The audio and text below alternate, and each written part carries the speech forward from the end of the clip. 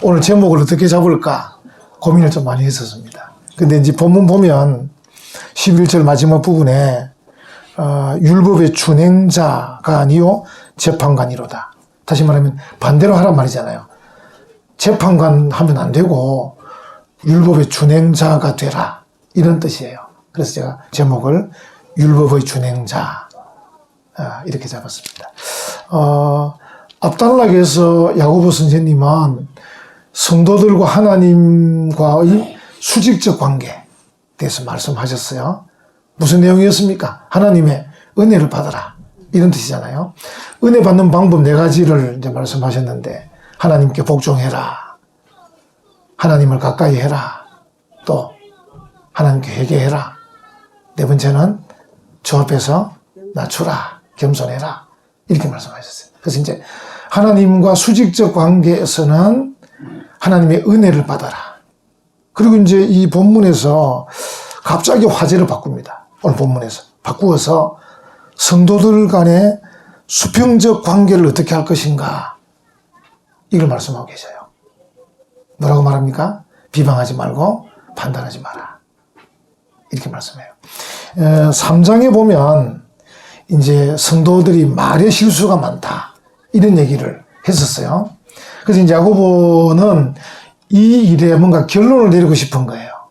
3장에 쭉 말에 실수가 많다. 이제 성도들 간에 이 말 때문에 좀 분란이 일어나죠. 좀 다툼도 일어나고, 이렇게 좀 교제가 깨지고 이렇게 해요. 그래서 이 말이 정말 중요한데, 이 말씀을 앞에서 하셨는데, 4장에 와서 한 번 더 이제 수직적 관계를 말씀한 다음에 수평적 관계에 대해서 말하면서 서로 비방하지 말고 판단하지 마라, 이렇게 해서 좀 결론을 내리고 싶은 것 같습니다. 우리가 이제 이 교회 공동체는 다른 말로 예수 공동체인데, 우리 교회 이름도 대한예수교 장로회 은혜와 평강교회거든요. 그래서 이제 예수 공동체인데, 예수님이 어떤 분이셔요? 사랑의 예수님이시잖아요. 우리를 위해서, 우리를 사랑하셔서 이 땅에 오셨고, 우리 대신 십자가 지고 죽으셨어요. 우리의 모든 죄를 속량해 주셨어요. 그 예수님 때문에 믿음을 갖게 되고 교회에 온 사람들은 그 예수님처럼 사랑의 공동체를 이루어야 되는 거예요. 그런데 사랑하지 않고 비방하고 판단하면 안 되는 것 아니겠습니까? 그래서 야고보 선생님이 지금 수직적 관계뿐 아니라 수평적 관계에서 비방하지 말고 판단하지 마라, 이렇게 말합니다. 오늘 이 본문도 보면 11절에 형제들아, 지난번에는 죄인들아, 하말톨로이, 죄인들아, 오늘은 형제들아, 아델포이, 이렇게 이제 말합니다.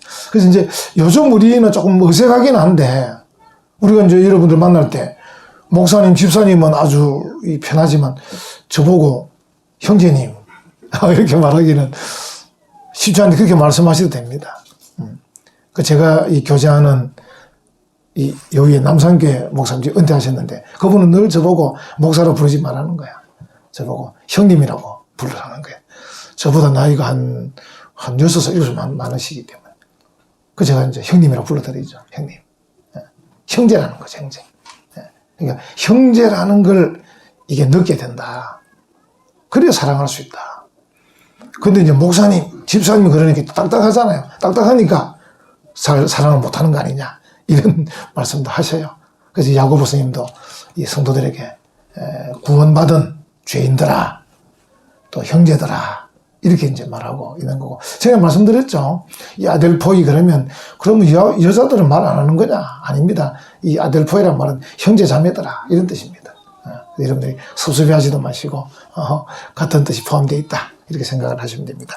그래서 형제들아, 서로 비방하지 말라, 이렇게 이제 말씀하고 있어요. 비방하지 말라. 이제 여러분, 항상 이제 우리가 성경을 지금 설교하다 보니까 끊어서 말씀하고 있지만, 여러분들 시간이 나시면 야고보서 1장부터 마지막 장까지 한꺼번에 쫙 읽으셔야 되죠. 그래야 흐름을 탁 이렇게 캐치할 수 있습니다.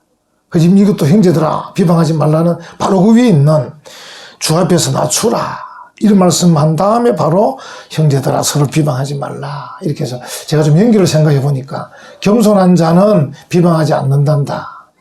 반대로 말하면 비방하는 자는 겸손한 자가 아니란다. 이런 말씀도 될 것 같아요. 그래서 이제 겸손한 사람은 비방할 수가 없죠.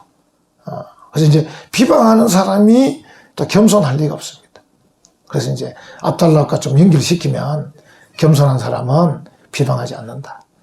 비방하는 사람은 겸손한 사람이 아니다. 여러분, 우리 교회에서 이제 사랑이 영원하지만 우리 새벽 기도 때 말씀드렸는데 이 겸손도 굉장히 중요한 것 같아요. 제 공부할 때 앤드류 무레이라는 분이 이 겸손에 대한 강조를 굉장히 많이 하셨거든요. 이 겸손. 첫째도 겸손. 둘째도 겸손. 그럼 셋째는 뭡니까? 셋째도 겸손. 전부 다 겸손이라고 앤드류 무레이가 말씀했는데. 그러니까 사랑이 영원한 것처럼 겸손도 영원한 거예요.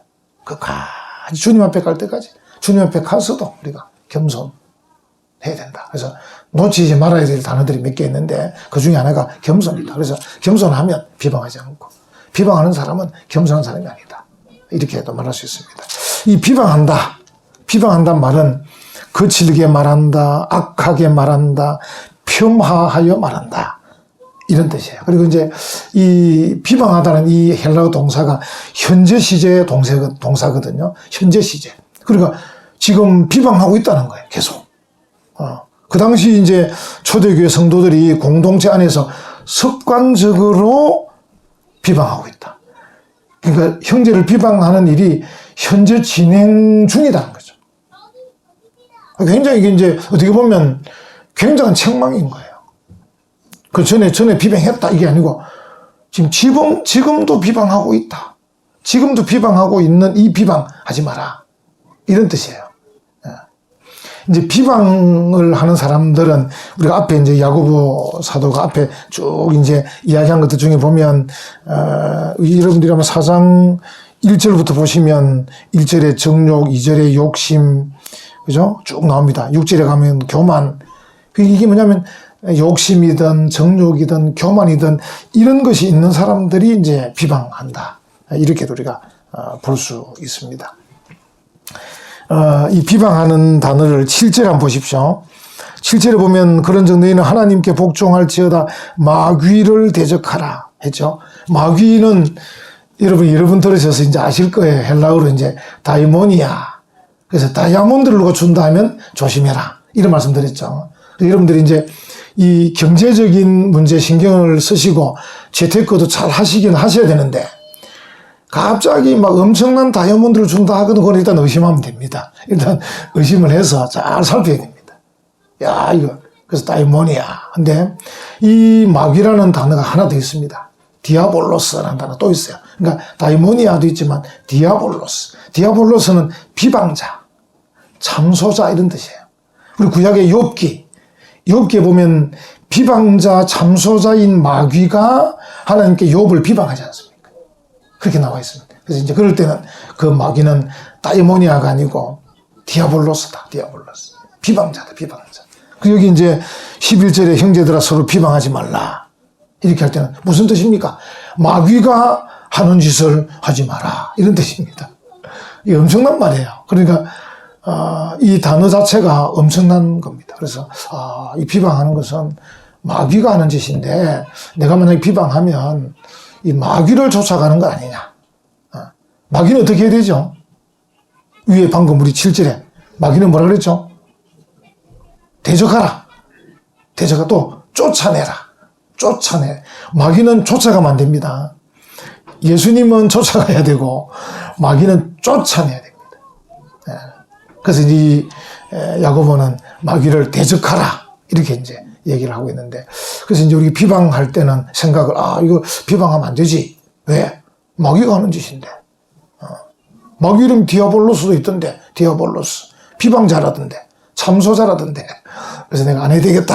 이런 생각을 하시면 좋겠다 생각이 듭니다.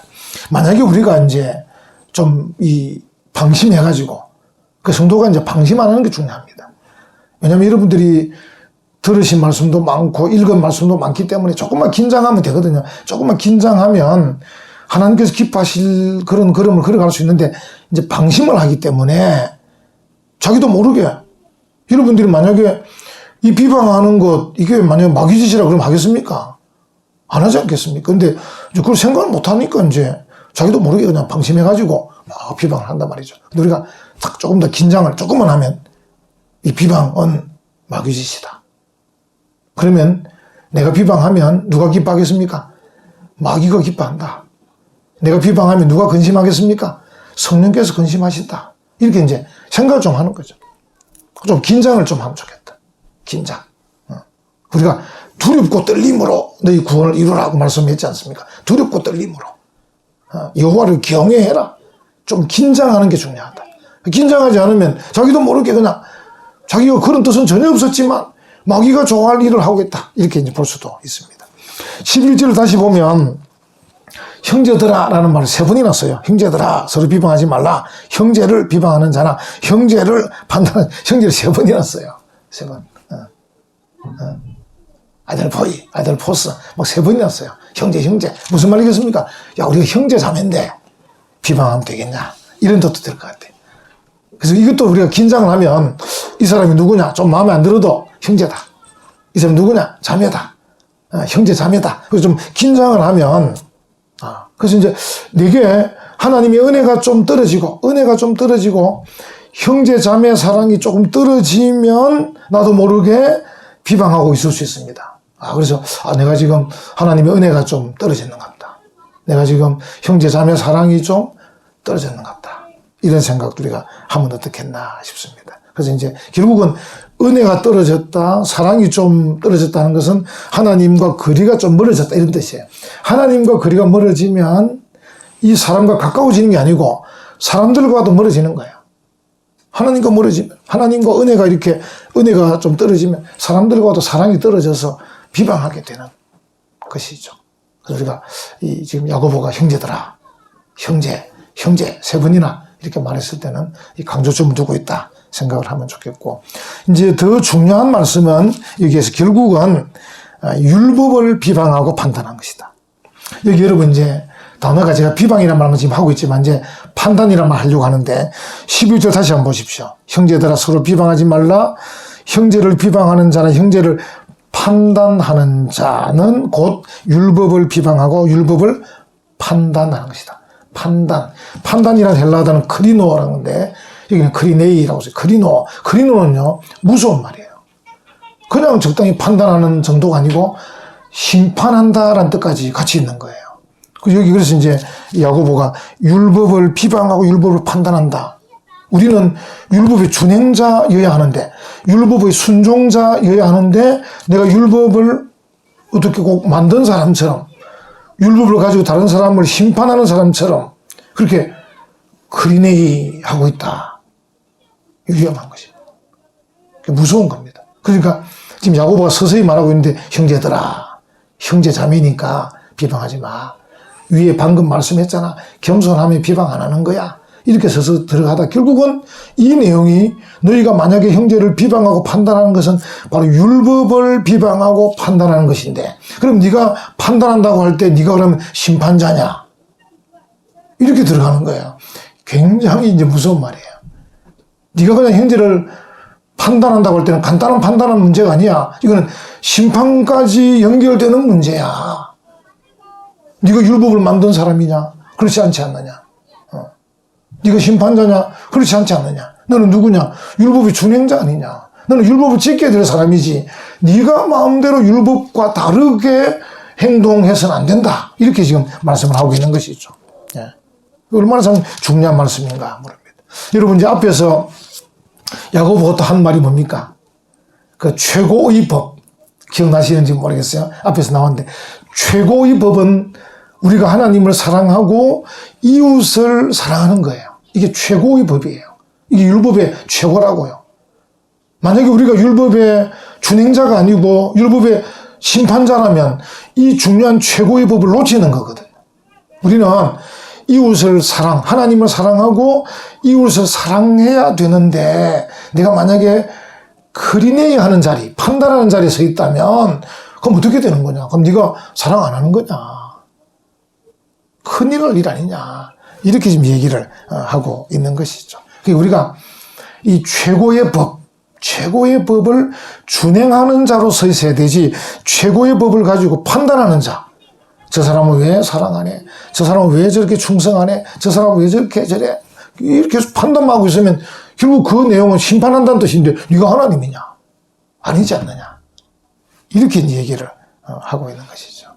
여러분, 우리가 이제 믿음이 있다 할 때, 믿음이란 것은 순종과 불과 분리의 관계예요. 전에 말씀드렸죠.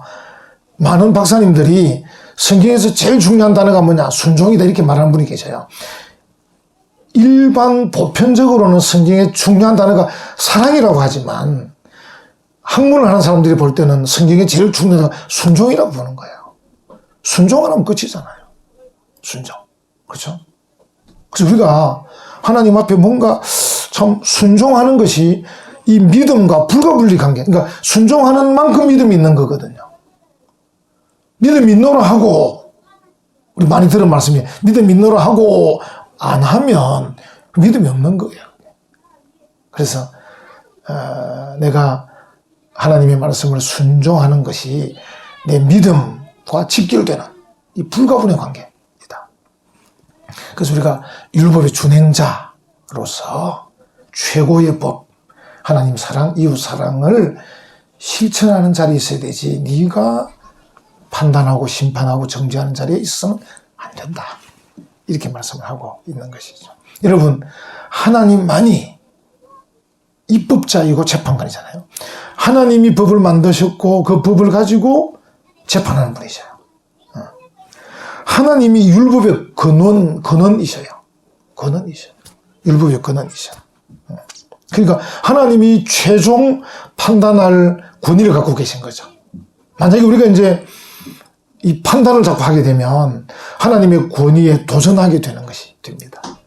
여러분 생각하실 때는 별거 아닌 일을 자꾸 목사님이 강하게 말씀하시나?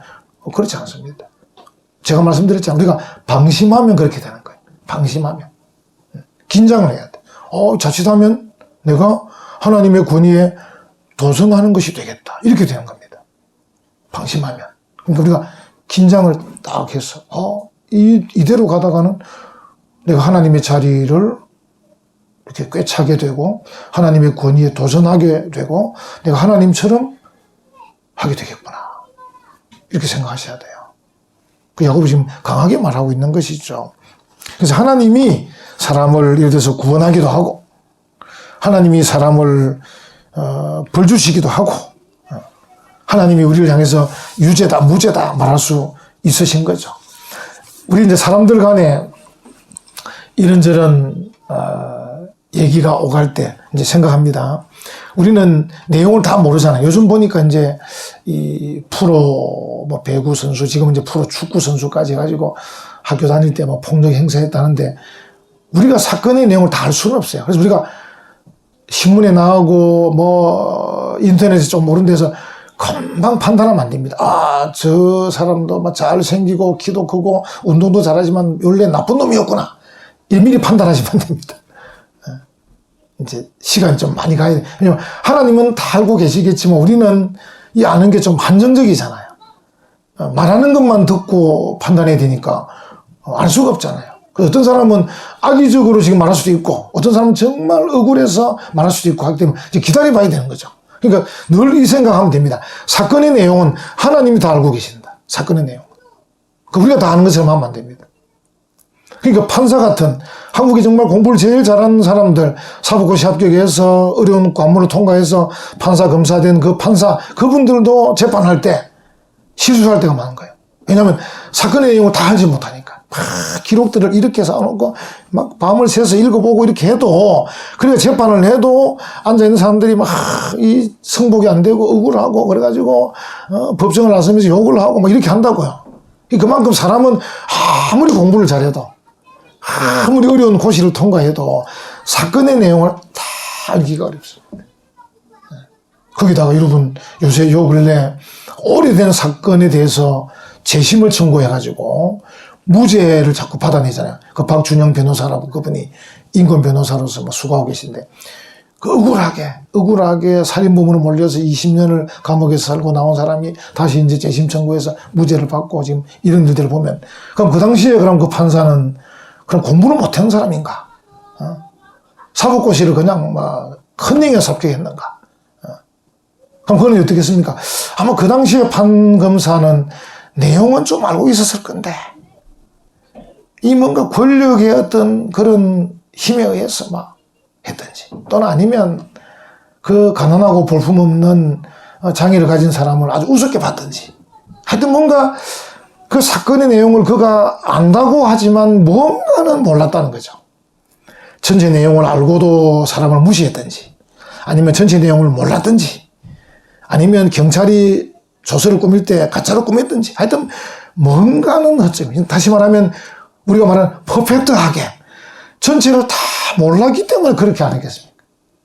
그 젊은 청년이 20년을 감옥에 썩었다는 것은 뭐 돈을 50억을 준다 그게 보상이 되겠습니까? 이미 청춘이 흘러갔는데 보상이 안 되죠. 정부에서 이제 얼마 줄는지 아마 또 국가를 상대로 이제 또 재판을 진행하겠죠. 하면 또 이제 뭐 보상을 해줘야 되겠죠. 그러니까 또 전에 말 의사 선생님들 제가 그 보건병원에 자주 가서 만나보면 의사 선생님들도 그렇습니다. 그분들도 한국에서 공부 제일 잘한 분들 아닙니까? 그분들도 하는 말이 이 환자의 배를 갈라 수술할 때 배를 갈라서 많이 갈라보고 또 선생님 자기의 선생님 뭐 장기를 박사든 이런 선생님과 함께 수술방에 들어간 사람이 잘하는 거예요. 아무리 학교 성적이 1등이라도 장기려 박사라든지 박용훈 원장이라든지 뛰어난 외과 의사 밑에서 수련을 받아서 그 사람 따라 들어가서 함께 칼을 잡고 이렇게 쳐다보고 만져보지 않는 사람들은 수술 잘 못합니다. 아무리 공부 잘해도. 어쨌든 사람의 배를 열어서 확인해보고 만져보고 해보고 선생님 시킨 따라서 실습해보고 한 그 의사가 잘하는 의사예요. 그 지금 이제 뭐가 문제냐면 그 부산의 보건병원도 장기려 박사 같은 박용훈 원장 같은 외과 의사가 뛰어난 외과 명의가 지금 없는 거예요. 그 배울 데가 없는 거죠. 정말 중요하거든요. 그러니까 그래서 이제 의사들이 뭐랍니까? 수술할 때마다 기도할 수밖에 없는 거예요. 하나님, 제가 공부를 좀 해가지고 의사가 되기는 됐는데 제가 수술을 한들 모든 사람의 몸을 다 만져본 것도 아니고 이 사람은 또 안에 장기가 어떻게 생겼을지 크기가 어떠할지 상황이 어떠할지 제가 잘 모릅니다. 하나님 도와주셔야 됩니다. 기도하고 수술. 그런 마음이 없는 교만한 의사는 환자를 아무렇게나 수술해가지고 또 의료사고를 일으키는 거예요. 우리가 항상 내가 판사이든 의사이든 뭐 기술자이든 뭐 어떤 위치에 있든지 간에 항상 생각이 내가 사건의 내용을 다 할 수는 없다. 내가 모든 상황을 다 할 수는 없다. 내가 알 수 있는 것은 하지만 나머지 부분은 하나님이 아시는데 내가 하나님께 기도해야지. 겸손해야지. 하나님 도와주셔야 됩니다. 하나님이 함께 하셔야 됩니다. 하나님이 내 손을 붙드셔야 됩니다. 이렇게 해야 됩니다. 여러분이 예를 들어서 어디 치과에 가서 이렇게 막 이빨 치료받을 때도 그 치과 의사가 그것도 공부 잘하는 분들 아닙니까? 하나님 이 치과 공부를 잘했기 때문에 잘할 줄 압니다. 이 생각하면 안 되고 하나님 이 사람이 공부 잘해 치과 의사 되긴 됐지만 손재주가 얼마나 있는지 얼마나 많은 사람 이빨을 잇몸을 만져보고 수술했는지 잇몸 수술 얼마나 많이 열어봤는지 하나님 모르겠습니다만 하나님 만져주셔야 됩니다. 하나님 이 의사의 손을 만져주시옵소서. 저도 기도가 되더라니까. 우리 친구가 손재주 좋거든요. 근데 요새 나이가 들어오니까 나하고 동갑이니까 이 친구가 어깨도 아프다 그러고 막 그러더라고요. 불안한 게 마음이. 그 친구한테 가면 이 나이가 많아가 이 대체로 만지는가? 요새는 기도가 되는 거야. 하나님 이 친구 손을 좀 붙잡아 달라고. 어릴 때 우리가 중고등부 다닐 때 손재주 좋았거든요. 배 이 범선 같은 것도 그 청교에 다 만들고 손재주 정말 좋은 친구. 결국은 이제 치과사 되는데 요새 불안한 거야. 하나님 이 친구가 막 만져봤는데 이게 지금 제대로 만지는 건지. 그 자기가 이제 야 성규야 내 그 페이닥도 써야 되겠다. 내가 또 못하겠다. 이제 아파가지고 돈을 많이 주더라도 내가 의사를 드려야 되지. 내 혼자 안 되겠다. 그래 해라. 뭐 건강이 중요하지. 근데 이제 잘 안 들어오는가 지금 찾지를 못하겠다. 우리가 사건의 내용을 그 전체를 누가 알고 계신가? 하나님이 알고 계신다. 그 생각을 꼭 하셔야 돼요. 여러분들이 다 다양한 분야에 계신데 그 모든 분야에도 그걸 생각하셔야 돼요. 심지어 다른 사람의 그 마음의 숨은 동기 누가 알겠습니까? 하나님 아시죠. 우리는 뭐, 저 사람 내 좀 안다. 그 좀 아는 거지. 저 사람 좀 아는데 하고 말을 톡 강력하게 말하는데, 말은 저 사람을 내가 좀 안다 해놓고는 말은 또 강력하게 다 말합니다. 그래서 내가 좀 알면 좀 얘기해야 돼. 그래서 주음이 대세인데, 주음이. 부산 사람은 이 좀이란 말로 다 해결합니다. 좀 이러면 다 됩니다. 부산 사람들은. 그러면 그 전라도의 그 시기하고 똑같습니다. 그 시기하고. 주희야, 좀! 이러면 그 속에 공부해라, 뭐, 몸 관리해라, 다 들어가는 겁니다. 주희야, 좀! 이러면 다 되는 겁니다. 그래서 우리가 사람을 좀 안다는 것은 내가 좀 판단해야 되지, 좀 알면서 더 아는 것처럼 판단하면 안 된다.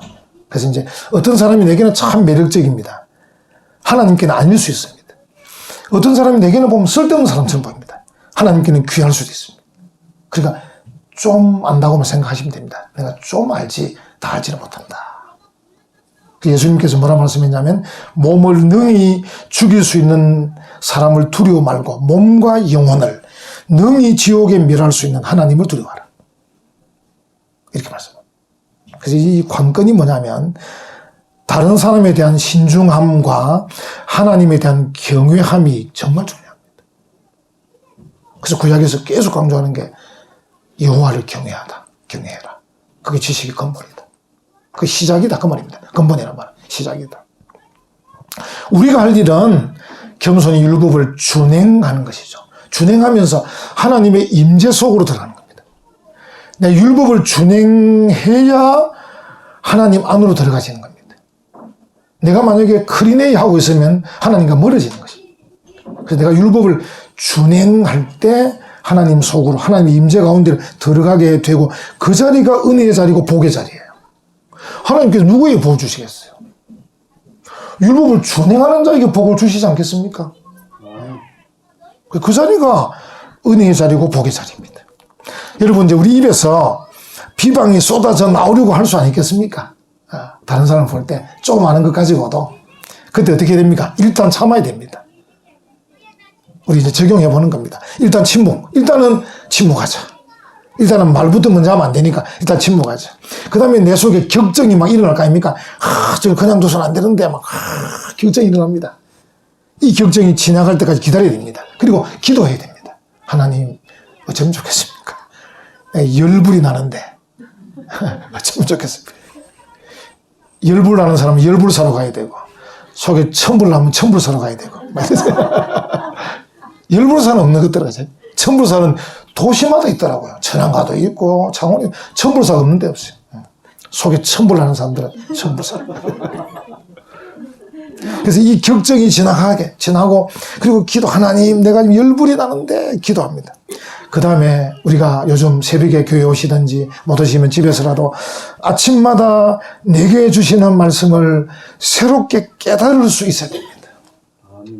이런 말씀은 그냥 지식적으로 아는 게 아니고 정말 영적으로 깨달을 수 있어야 됩니다. 그리고 그 깨닫는 것 때문에 내 안에 은혜와 감격이 있어야 됩니다.